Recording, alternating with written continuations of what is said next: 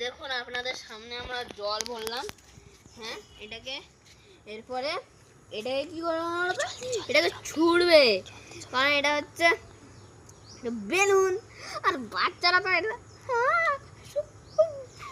ফুলায়, হ্যাঁ জল ভরে ফাটায়, কিন্তু আমরা ওটা করবো না, রকেট বানাবো। কি এইভাবে প্রথমে আমার ছোটো মোটো ক্রিয়েটার ভাবে কিছু ভাববেন না, লাইক সাবস্ক্রাইব শেয়ার কমেন্ট সব কিছু করবেন। দেখুন দেখছেন, দেখছেন কত সুন্দর রকেট,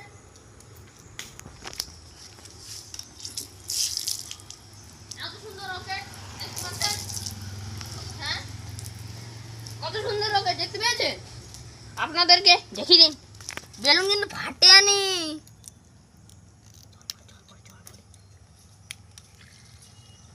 ঠান্ডাটা একবার লাগুক, তারপর দেখাবো। দেখতে পাচ্ছেন আবার ছুটছি।